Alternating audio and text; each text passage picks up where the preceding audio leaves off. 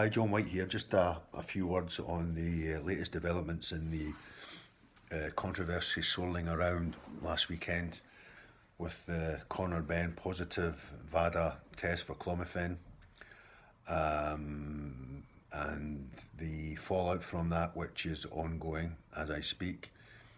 The latest development, which is hugely significant, is the interview, the first interview, the only interview that Chris Eubank Sr has given on this issue since Saturday night, and he gave it to the Fight Is Right podcast, which is presented by Spencer Fearon and Tunde Ajay.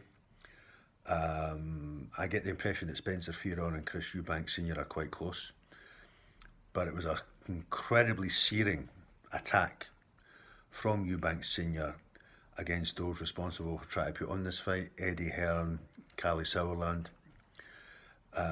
He accused them of trying to murder his sons. Murder my sons, he said, in a faltering voice, very emotional and powerful. Over the weight more than the PED revelation vis-a-vis Conor Benn. And he also revealed that his relationship with his son Chris Eubank Jr. Suffered a rupture.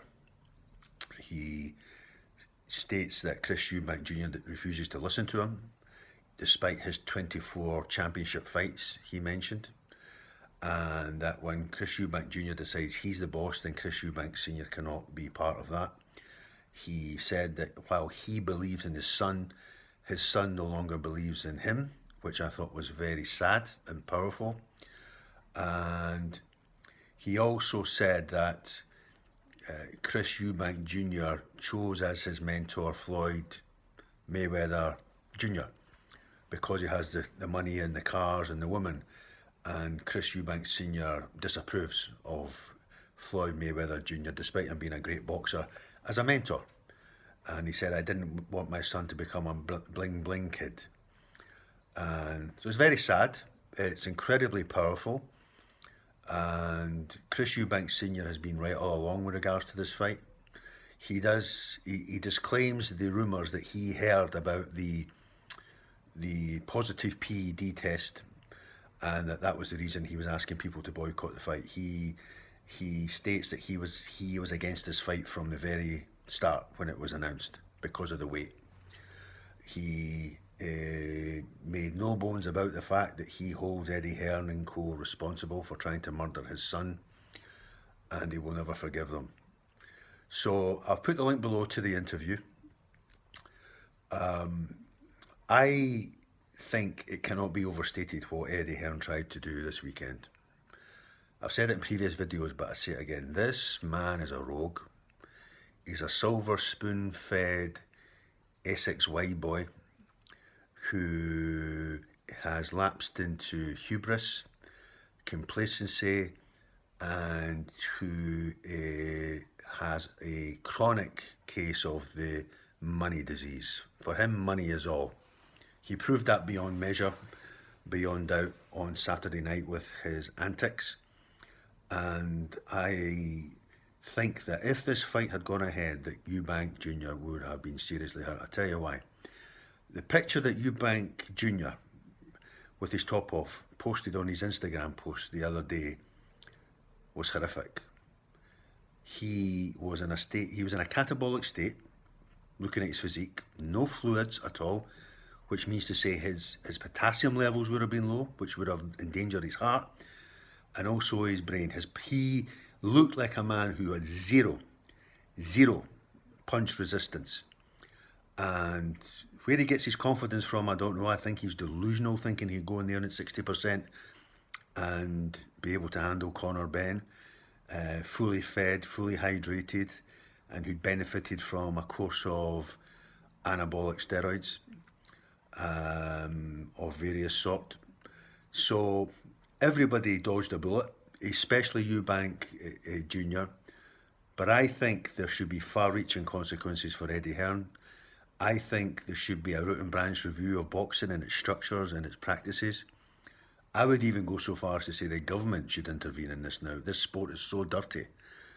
What other sport in the 22nd century could have the head of an international criminal organisation involved at such a high level for years, and when he's found out, there's no ramifications within the sport. Nothing's done. Nobody in boxing who dealt with Mr. Kinahan has been made to be held account. Nobody. None of the videographers, you know who I'm talking about, that asshole, Coogan Cassius. None of the promoters, none of the managers, none of those who were riding shotgun for this man have been held to account by boxing. The board is delinquent. The board is not doing enough to police the sport. It needs to assert more authority, or assert its authority. It needs to rein in people like Eddie Hearn, who's gone rogue. It needs to rebalance the power structure within the sport so that promoters are not allowed to try and bend the rules or ride roughshod. And there needs to be an insurance stipulation now in these big fights, so that if the main event is postponed for whatever reason or cancelled, that the undercard fighters get paid in full. And I think it's telling that Eddie Hearn, a multi-millionaire sitting at the apex of a company that's worth hundreds of millions of pounds, is not going in his own pocket on a point of principle to reimburse all those undercard fighters who've struggled to get to that point. I'm hearing that one of the undercard fighters took out a loan of $3,000.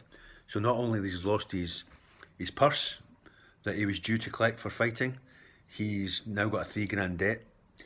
A lot of these guys are working and balancing work with their training, and Eddie Hearn has not seen fit to reimburse these guys who are the grassroots of the sport.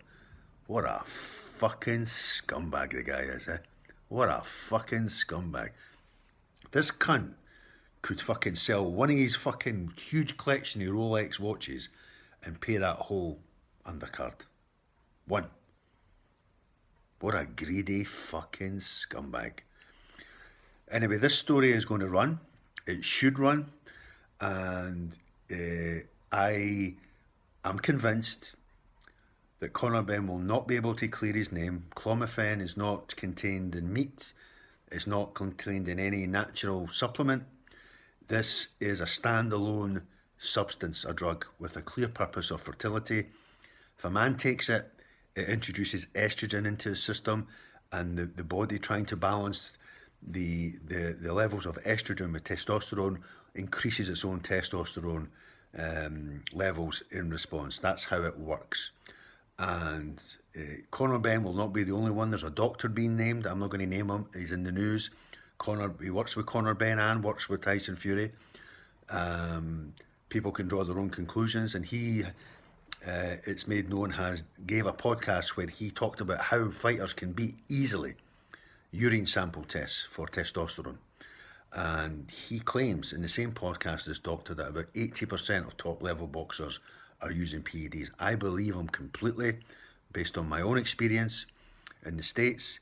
And so it's rife in boxing, and it's a scandal, and it's plunged boxing into the most serious crisis that it's faced for a long time.